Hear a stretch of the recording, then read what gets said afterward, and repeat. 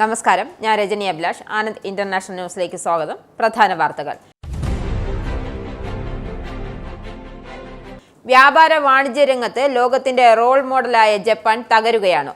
ജപ്പാന്റെ സാമ്പത്തിക സ്ഥിതി അതീവ ഗുരുതരാവസ്ഥയിലാണെന്ന് സൂചന നൽകി ജപ്പാൻ പ്രധാനമന്ത്രി ഷിഗെരു ഇഷിബ. ഹോങ്കോങ്ങിലും സിംഗപ്പൂരിലും കോവിഡ് കേസുകൾ കുതിച്ചുയരുന്നതായി റിപ്പോർട്ട്. മാർച്ച് മധ്യത്തിൽ 1.7% അണുബാധ നിരക്ക് ഇപ്പോൾ 11.4% ഉയർന്നു. സിംഗപ്പൂരിലെയും ഹോങ്കോങ്ങിലെയും കോവിഡ് വ്യാപനവുമായി ബന്ധപ്പെട്ട സ്ഥിതിഗതികൾ വിലയിരുത്തി കേന്ദ്ര ആരോഗ്യ മന്ത്രാലയം. വ്ളാഡിമിർ പുടിനോട് ഉക്രൈനിലെ വെടിനിർത്തൽ ആവശ്യപ്പെട്ട് US പ്രസിഡന്റ് ഡൊണാൾഡ് ട്രംപിനുള്ള പുടിന്റെ മറുപടി സാധ്യമല്ല എന്ന്. വാഷിംഗ്ടണിന്റെയും യൂറോപ്യൻ സഖ്യകക്ഷികളുടെയും സമ്മർദ്ദം ഉണ്ടായിരുന്നിട്ടും ഉക്രൈനുമായുള്ള യുദ്ധത്തിൽ വെടിനിർത്തലിന് വിസമ്മതിച്ച് പുടിൻ. കംബോഡിയയിലെ പ്രശസ്തമായ അങ്കോർ വാട്ട് ക്ഷേത്ര സമുച്ചയത്തിൽ വെള്ളിയാഴ്ച ഉച്ചകഴിഞ്ഞുണ്ടായ ഇടിമിന്നലിൽ 3 സന്ദർശകർ മരിക്കുകയും നിരവധി പേർക്ക് പരിക്കേൽക്കുകയും ചെയ്തു. മത്സ്യബന്ധനം, വ്യാപാരം, പ്രതിരോധം, ഊർജം എന്നിവ ഉൾപ്പെടെ നിരവധി മേഖലകൾ UKയും യൂറോപ്യൻ യൂണിയനും നിർണായക കരാറിലെത്തി.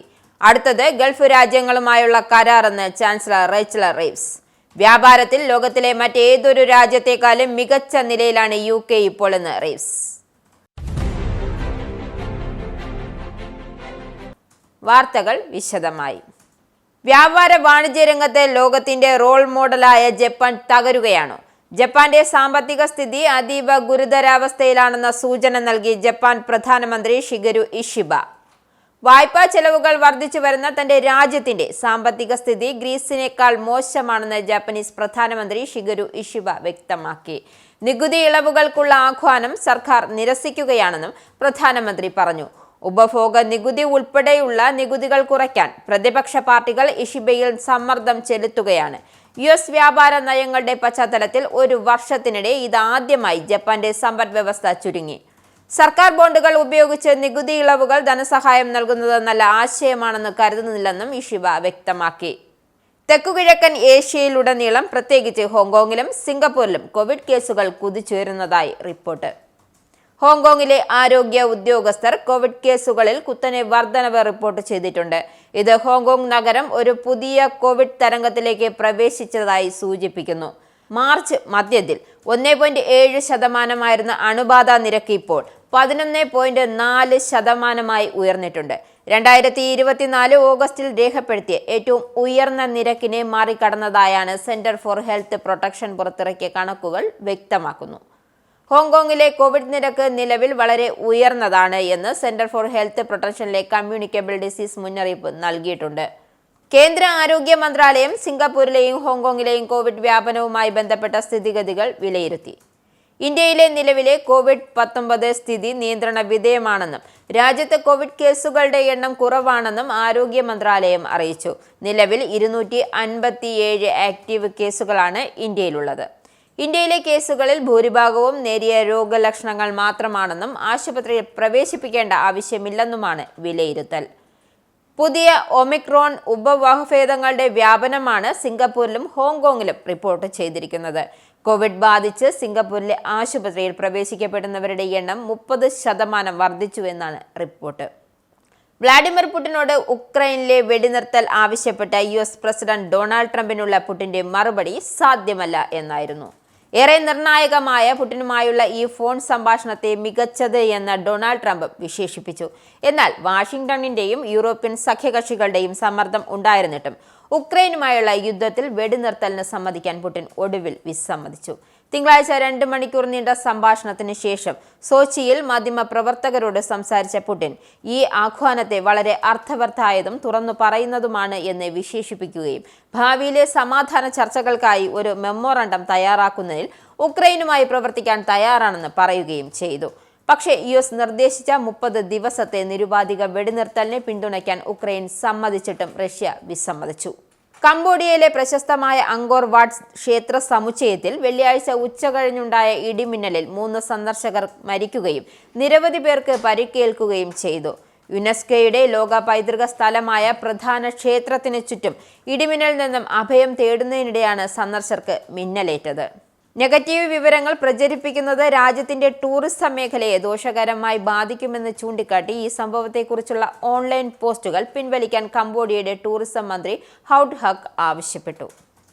മത്സ്യബന്ധനം, വ്യാപാരം, പ്രതിരോധം, ഊർജം എന്നിവ ഉൾപ്പെടെ നിരവധി മേഖലകളിൽ യുകെയും യൂറോപ്യൻ യൂണിയനും നിർണായക കരാറിൽ എത്തിച്ചേർന്നു. ബ്രെക്സിറ്റ് വോട്ടെടുപ്പിനെ തുടർന്ന് 2020 യുകെ വ്യാപാര കൂട്ടായ്മയിൽ നിന്നും പുറത്തുപോയതിനു ശേഷം കക്ഷികൾ തമ്മിലുള്ള ഏറ്റവും വലിയ കരാറാണിത്. യൂറോപ്യൻ യൂണിയനുമായുള്ള കരാറിന്റെ ഭാഗമായി നിലവിലെ മത്സ്യബന്ധന നിയമങ്ങൾ വിപുലീകരിച്ചതിന് പകരമായി യുകെ ഭക്ഷ്യ കയറ്റുമതിയിൽ പരിശോധനകൾ കുറച്ചിട്ടുണ്ട്. കരാർ പ്രകാരം ആരോഗ്യം, പൊതുസുരക്ഷാ പരിശോധനകളും സർട്ടിഫിക്കേഷനും ഫ്രഷ് മാംസം, പച്ചക്കറികൾ, തടി, കമ്പിളി, തുകൽ എന്നിവ ഉൾപ്പെടെയുള്ള കാർഷിക ഉൽപ്പന്നങ്ങളും സാനിറ്ററി, ഫൈറ്റോ സാനിറ്ററി പരിശോധനകളിൽ നിന്ന് നീക്കം ചെയ്യാൻ ഇരുപക്ഷവും സമ്മതിച്ചിട്ടുണ്ട്. യുകെയിലെ ചീസ്, സോസേജ് നിർമ്മാതാക്കൾക്ക് ആരോഗ്യ സർട്ടിഫിക്കേഷൻ ഇല്ലാതെ വീണ്ടും യൂറോപ്യൻ യൂണിയനിലേക്ക് ഉൽപ്പന്നങ്ങൾ വിൽക്കാൻ കഴിയും. വടക്കൻ അയർലൻഡിനും റിപ്പബ്ലിക് ഓഫ് അയർലൻഡിനും പുതിയ കരാർ ഒരു വലിയ വിജയമായിരിക്കും. ബ്രിട്ടനിൽ നിന്നും അയർലൻഡിലേക്ക് ഭക്ഷണം പോകുന്നതിനുള്ള പരിശോധനകൾ കുറയ്ക്കുകയും ഐറിഷ് ബീഫ്, ചീസ് വിൽപ്പനക്കാർക്ക് വെറ്റിനറി സർട്ടിഫിക്കേഷൻ ഇല്ലാതെ വീണ്ടും യുകെയിലേക്ക് കയറ്റുമതി ചെയ്യാൻ അനുവദിക്കുകയും ചെയ്യും. യുകെ കസ്റ്റംസ് യൂണിയന് പുറത്തായിരിക്കും ബ്രെക്സ് കസ്റ്റംസ് പ്രഖ്യാപനങ്ങൾ നിലനിൽക്കും. മരുന്നുകൾ, വെറ്റിനറി മരുന്നുകൾ അല്ലെങ്കിൽ പെയിന്റ് അല്ലെങ്കിൽ ഗാർഹിക ക്ലീനിംഗ് ഉൽപ്പന്നങ്ങൾ പോലുള്ള രാസവസ്തുക്കൾ എന്നിവയുടെ ഇരട്ട നിയന്ത്രണത്തിൽ ഒരു മാറ്റവുമില്ല. വ്യാപാരത്തിൽ ലോകത്തിലെ മറ്റേതൊരു രാജ്യത്തെക്കാളും മികച്ച നിലയിലാണ് യുകെ ഇപ്പോഴെന്ന് ചാൻസലർ റേച്ചൽ റീവ്സ് അവകാശപ്പെട്ടു. സൗദി അറേബ്യ, ഖത്തർ എന്നിവ ഉൾപ്പെടെയുള്ള ഗൾഫിലെ രാജ്യങ്ങളുമായുള്ള വ്യാപാര കരാറാണ് അടുത്ത തങ്ങളുടെ ശ്രമമെന്നും അവർ വ്യക്തമാക്കി. US, ഇന്ത്യ, യൂറോപ്യൻ യൂണിയൻ എന്നിവയുമായി അടുത്തിടെ ഒപ്പുവെച്ച 3 വ്യാപാര കരാറുകളുടെ ഫലമായി ബ്രിട്ടന്റെ സാമ്പത്തിക വളർച്ച മെച്ചപ്പെടുത്താൻ പോവുകയാണെന്നും റേച്ചൽ റീവ്സ് വ്യക്തമാക്കി. യുഎസുമായി ഇതുവരെയുള്ളതിൽ വെച്ച് ഏറ്റവും മികച്ച കരാറാണ് നിലവിലുള്ളത്. യൂറോപ്യൻ യൂണിയന് പുറത്തുള്ള ഏതൊരു രാജ്യത്തിനും ലഭിക്കാവുന്ന ഏറ്റവും മികച്ച കരാറാണ് ഞങ്ങൾക്കുള്ളത്. ഇന്ത്യയുമായുള്ള ഏറ്റവും മികച്ച വ്യാപാര കരാറും തങ്ങളുടേതാണ് എന്നും റീവ്സ് കൂട്ടിച്ചേർത്തു. സൗദി അറേബ്യ, UAE, ഖത്തർ എന്നിവ ഉൾപ്പെടെ 6 അംഗ ഗൾഫ് സഹകരണ കൗൺസിലുമായി യുകെയുടെ വ്യാപാര കരാർ തുടരുകയാണ്. ദക്ഷിണ കൊറിയയിലെ ജെജു വിമാന അപകടത്തിൽ കൊല്ലപ്പെട്ടവരുടെ കുടുംബങ്ങൾ ദുരന്തത്തിന് ഉത്തരവാദികളെന്ന് കരുതുന്ന 15 പേർക്കെതിരെ പരാതി നൽകി. പരാതിയിൽ പരാമർശിച്ചിരിക്കുന്നവരിൽ ദക്ഷിണ കൊറിയയിലെ ഗതാഗത മന്ത്രിയും ജെജു എയർലൈൻ മേധാവിയും ഉൾപ്പെടുന്നു എന്നാണ് റിപ്പോർട്ട്. കഴിഞ്ഞ ഡിസംബറിൽ വിമാനത്തിലുണ്ടായിരുന്ന 181 പേരിൽ 2 പേർ ഒഴികെ എല്ലാവരും കൊല്ലപ്പെട്ടിരുന്നു. ജെജു വിമാന അപകടത്തെക്കുറിച്ച് പോലീസും സർക്കാർ ഉദ്യോഗസ്ഥരും ഇതിനകം അന്വേഷണം ആരംഭിച്ചിട്ടുണ്ട്. അതിനാൽ കൂടുതൽ വേഗത്തിലും സമഗ്രവുമായ അന്വേഷണം നടത്തണമെന്നാവശ്യപ്പെട്ടാണ് പരാതി സർക്കാരിന് ബന്ധുക്കൾ നൽകിയത്. കൊളംബിയൻ മോഡലും ഇൻഫ്ലുവൻസറുമായ എസ്റ്റ്യൂപിനാന്റെ കൊലപാതകത്തെ തുടർന്ന് കൊളംബിയയിൽ വ്യാപകമായ പ്രതിഷേധമുയരുന്നു. സ്ത്രീകളെ സംരക്ഷിക്കുന്നതിൽ കൊളംബിയൻ അധികൃതർ പരാജയപ്പെട്ടതിനെതിരെ വിമർശനം രൂക്ഷമാവുകയാണ്. ഇൻഫ്ലുവൻസറുടെ മരണം സ്ത്രീ ഹത്യയായി കണക്കാക്കി പോലീസ് അന്വേഷണം തുടരുകയാണ്. എസ്റ്റ്യൂപിനാൻ മുമ്പ് ഗാർഹിക പീഡനത്തിന് ഇരയായിട്ടുണ്ടെന്നും അധികാരികൾ പിന്നീട് സ്ഥിരീകരിച്ചു. സ്ത്രീകളെയും പെൺകുട്ടികളെയും അവരുടെ ലിംഗഭേദം കാരണം മനഃപൂർവ്വം കൊല്ലുക എന്നതാണ് കൊലയ്ക്കു കാരണമെന്ന നിഗമനത്തിലാണ് പോലീസ്.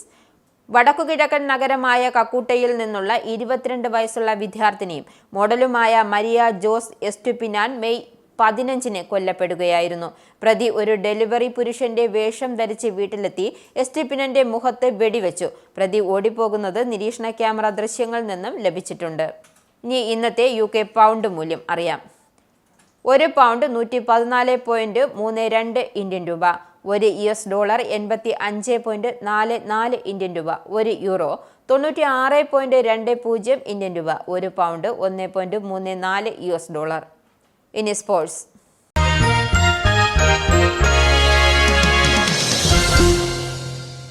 ലക്നൗ ഉയർത്തിയ 206 റൺസ് വിജയലക്ഷ്യം 10 പന്ത് ബാക്കി നിൽക്കെ 4 വിക്കറ്റ് നഷ്ടത്തിൽ മറികടന്ന് ഹൈദരാബാദ് വിജയത്തിനൊപ്പം ലക്നൌവിനെ പ്ലേ ഓഫ് പ്രതീക്ഷകളിൽ നിന്നും പുറത്താക്കി.